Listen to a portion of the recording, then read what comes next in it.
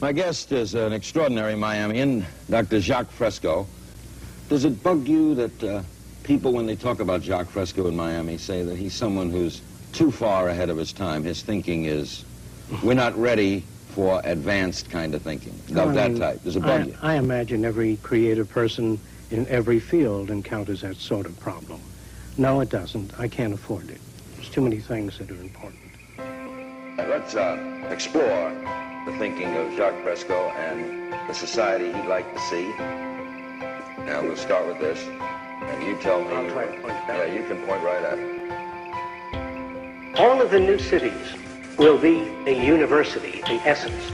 The center of the city, the nucleus, will house an electronic computer, which only controls the weather, water purification, the atmospheric conditions, that is, it controls air contamination systems. The computers do not, I say it again, do not control people. They maintain safety, they oversee the environment, maintain ecological balance between animal life and plant life. All the machines do is control the physical entities that comprise the environment. The center of the city is a university that covers all subjects related to man. It is not a commercial university. It is not based on there's no courses that are used to exploit or abuse any other human being. All business courses will be phased out. All repetitious jobs will be phased out.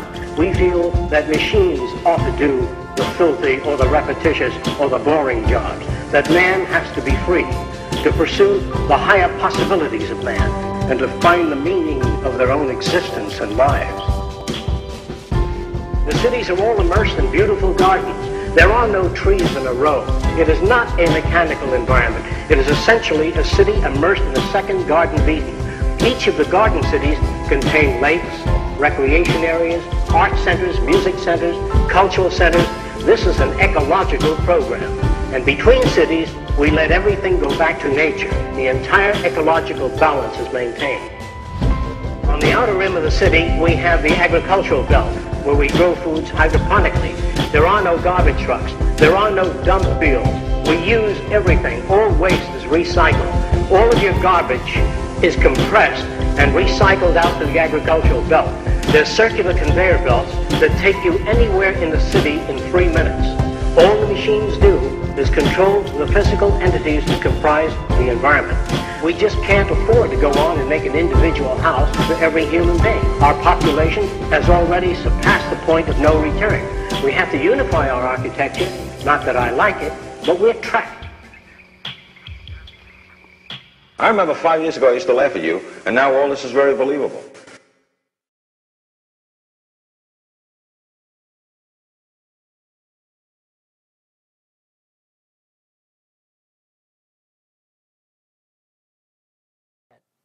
People are not reasonable. You have to manipulate the variables to get them to understand the Venus Project. But then get them to understand that the Venus Project doesn't solve all problems. It's just a hell of a lot better than what we've got. That's all you've got to understand. We don't seek perfection or utopia or anything like that. We just seek, we know the world can be far better, that there's no need for most crimes. And it's cheaper, by the way, to make things available to people than put them in jail. It costs $50,000 a year to keep a kid in jail. How stupid can you be? $75,000 for an adult, and they don't come out any better. I think you know that. So this way, if you took the price of 10 kids in jail, we can make everything available to people. Art materials, music, violins, give it to them. It's cheaper than putting them in jail. Make things available to people. And your kids in the distant future will say to you, if you're still around, couldn't you see that? Wasn't that obvious? You say, no, we were steeped in it. When you're brought up in a bucket of shit up to here, you know of no other world. It's just that you don't duck much. That's all. But the world you live in is so loused up, and the people you talk to, that's why I know if I get on television, I can turn millions of people around, because I don't come at them offensively. And I know they're looking for answers, but they don't know an answer if they heard it today. So you guys have to do some work when you leave here. That's why I'm trying to compress all I can and give you all I can within the time we're together. Okay? So I'm going to send you on your way because we got a lot of work to do. Okay? This is a time that requires incredible courage on our part. We all, at this point, have to stop thinking about me, about ourselves, and about, am I going to save $2 on this shirt and help create slavery in Indonesia at sweatshops? Am I willing to give up bottled water and drink water out of the tap, even though I think it may not possibly be quite as healthy?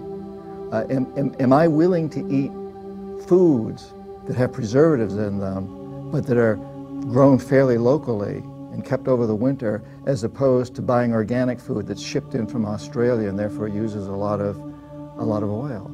Am I willing to make these sacrifices so that my children and grandchildren will have a place to live on this planet that they recognize? Because it's going to require courage for us to reach a place where we can say, it's not fair that less than 5% of the world's population, us in the United States, are consuming over 25% of its resources. It's not fair that we're taking the water from Fiji and bottling it here. That's no good for the world in the future. And that takes courage. We also all have to have the courage to put our lives at risk. You know, I often look back at the American Revolution and think about what courage George Washington and Thomas Jefferson and Thomas Paine and their wives and children had, because every one of those people was a terrorist, a traitor. They were up against the strongest empire in the history of the world at the time, the British Empire, and they stuck their heads in nooses. If they had lost the revolution, they would have been hanged, and they had the courage to do that. And we must have that courage today. We must have the courage to stand up to a system that we know we can deeply improve upon, and that it may require what we might call sacrifices. It may even require us risking our lives. I know in a way I took a risk by writing a book. I stuck my head in the noose by going up against the establishment.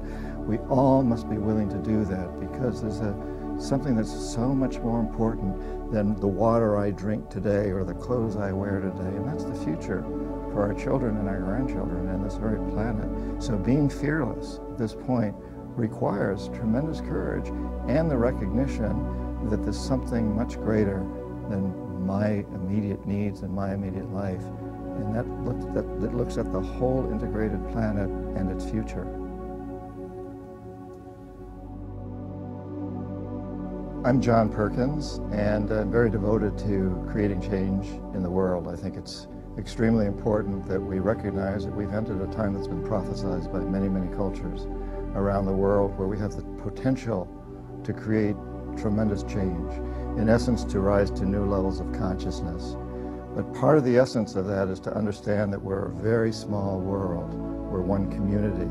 So my daughter, who's 23, cannot grow up in a stable, sustainable, peaceful world unless we expect all the children growing up today in Nigeria and Ethiopia and the Philippines and Indonesia and Brazil and Bolivia to also grow up in a stable, sustainable, and peaceful world.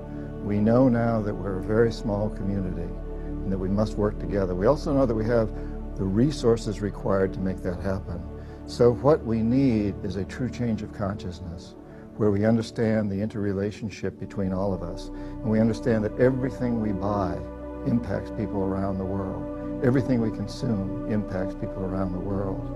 And so we've entered this prophesized time, which is called a time of tremendous transition, of the opportunity for transition, but it's up to us to take advantage of that opportunity.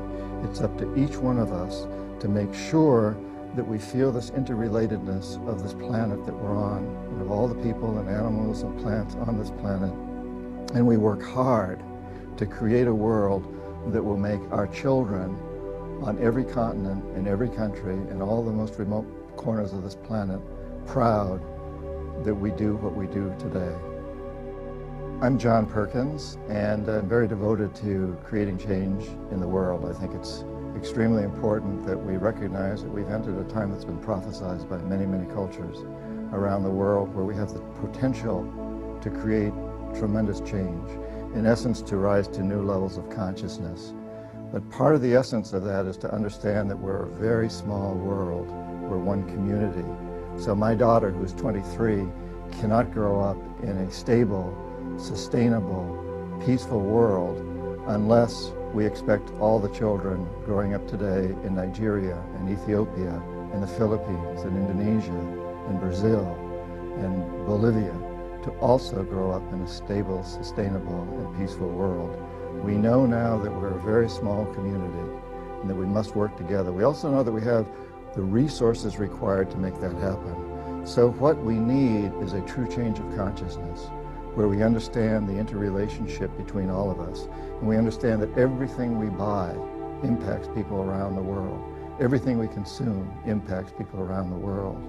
And so we've entered this prophesized time, which is called a time of tremendous transition, of the opportunity for transition, but it's up to us to take advantage of that opportunity. It's up to each one of us to make sure that we feel this interrelatedness of this planet that we're on, and of all the people and animals and plants on this planet, and we work hard to create a world that will make our children on every continent, in every country, in all the most remote corners of this planet, proud that we do what we do today. One way or another, we will end up in a system that's not based on money as we know it today. Why? Because that will be realized in the future by historians as the total and pivotal cause of the destruction of civilization as we know it. That will be understood in the future. Historians will look back and say, holy shit, they were making materials, selling them for corporation profit over and over and over and over again with absolutely no reference to what the planet had and recycling protocols and everything else. They were burning fossil fuels at 1,000,000 times the rate of their actual renewability. They're going to laugh at us, wondering what the hell kind of primitive, dumbass species we actually were, if we even survived to reach that point. So I hate to sound condescending and negative. I hate to throw out all this rhetoric, but I'm fairly irritated at this point, and I try not to be. I just want to make it understood that the entire system that we live in is a sham. It's a false system, falsivity defined by the fact that it cannot be sustained. It's that simple, and we propose a resource-based economy. I hope everyone watching this film will go to www.thezeitgeistmovement.com and understand what we're doing. I hope everyone out there will understand that either we change or we die.